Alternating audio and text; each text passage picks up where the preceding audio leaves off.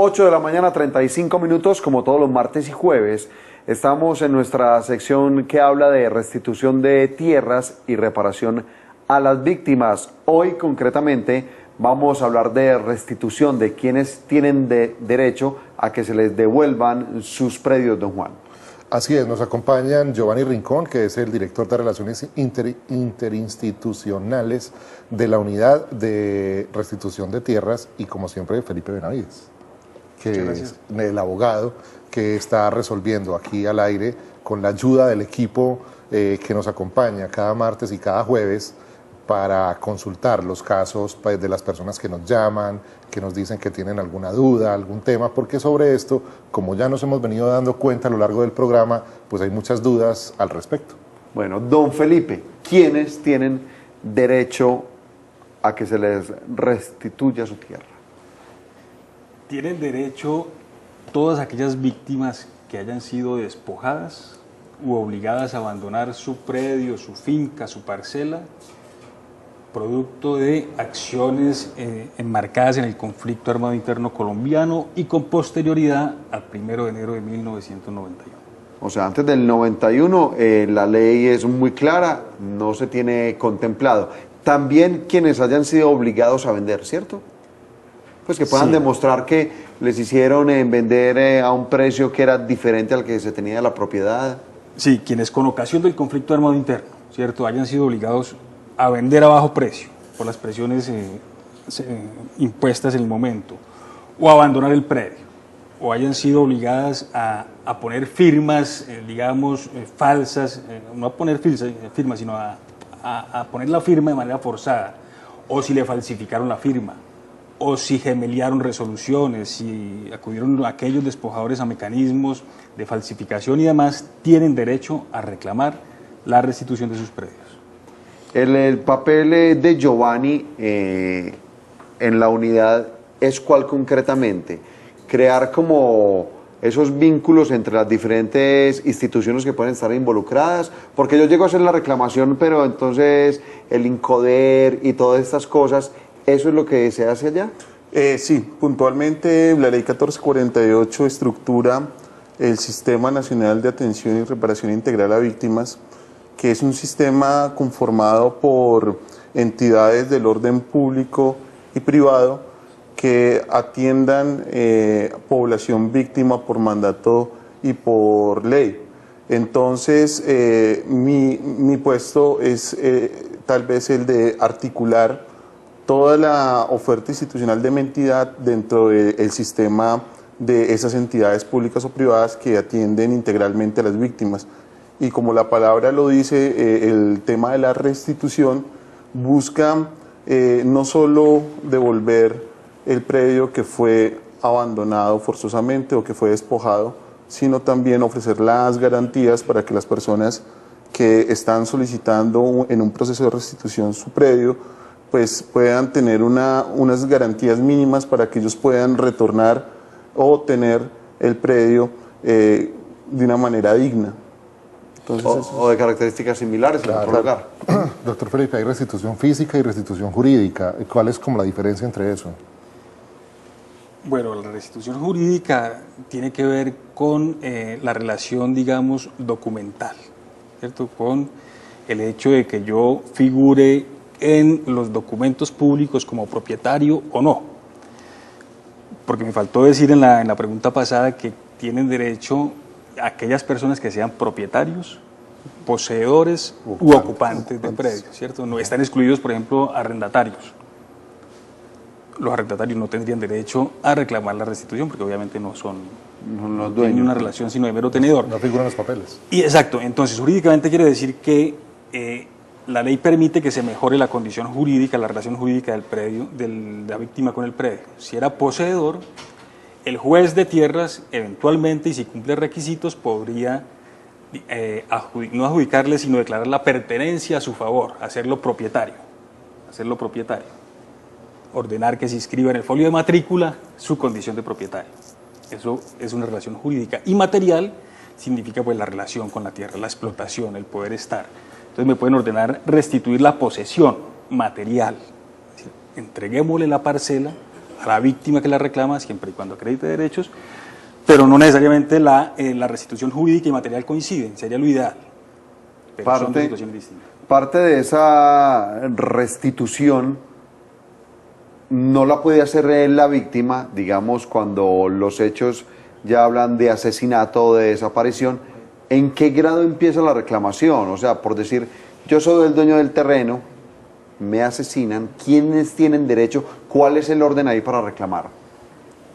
Si el propietario, poseedor ocupante, o su esposa, cónyuge, o viceversa, están vivos, son ellos los llamados a reclamar. O sea, primero el esposo o la esposa. Correcto, si están vivos. Bueno, en caso de que no.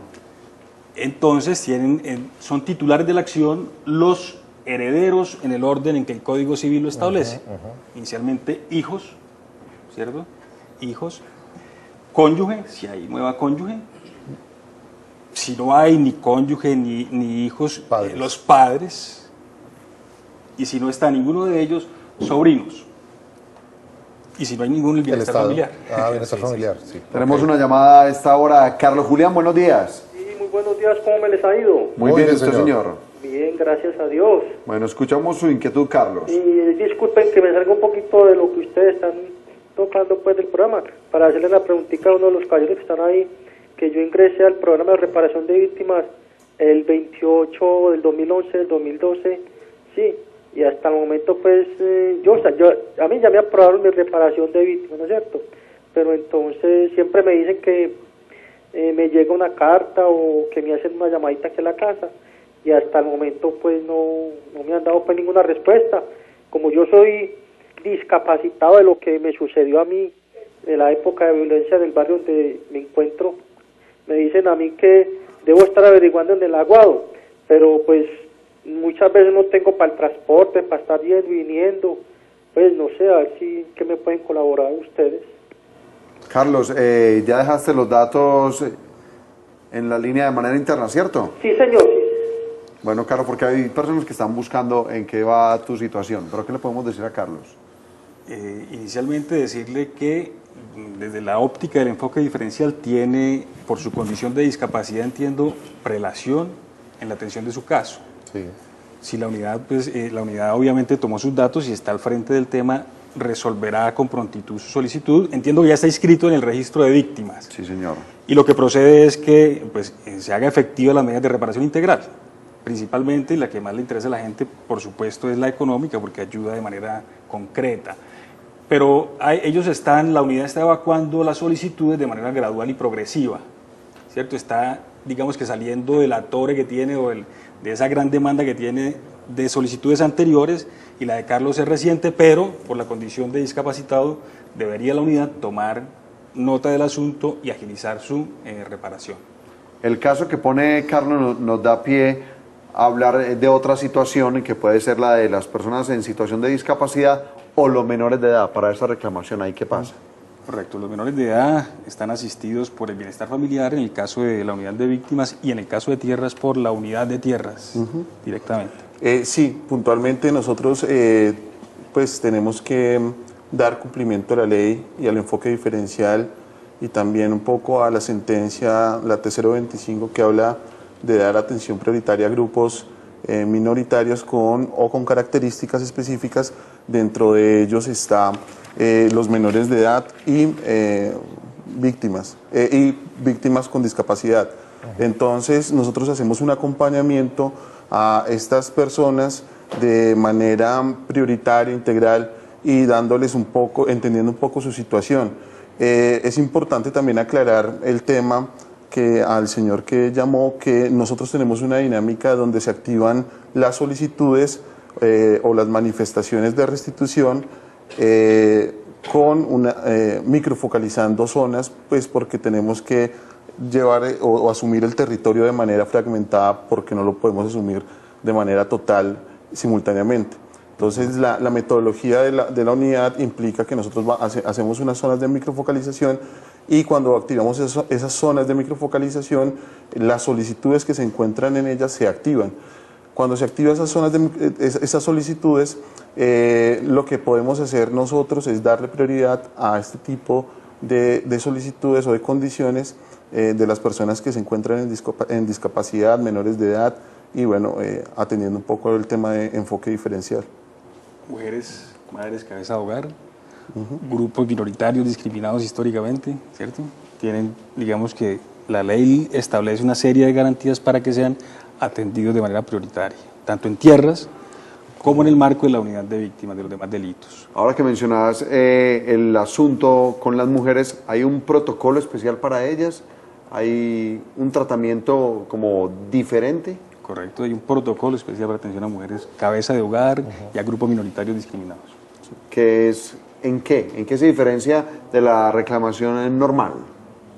Lo fundamental es que se le dé atención prioritaria, atención digamos que priorizada. Si está en fila y estamos haciendo fila quienes están en condiciones normales, más los que están en condiciones de enfoque diferencial, se les prioriza la atención a ellos, en la atención y en la reparación integral.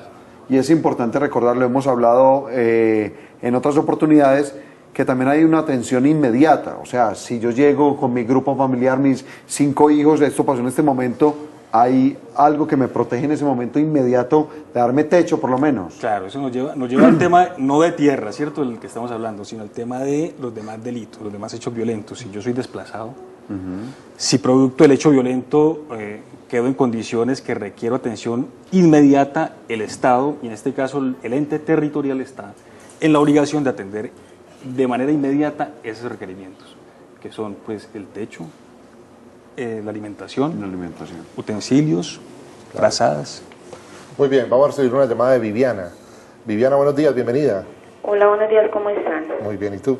Bien, gracias. Cuéntanos qué pregunta tienes para nosotros. Mira, mi preguntita es relacionado con las víctimas, Sí. no con restitución, sino con las víctimas. Adelante.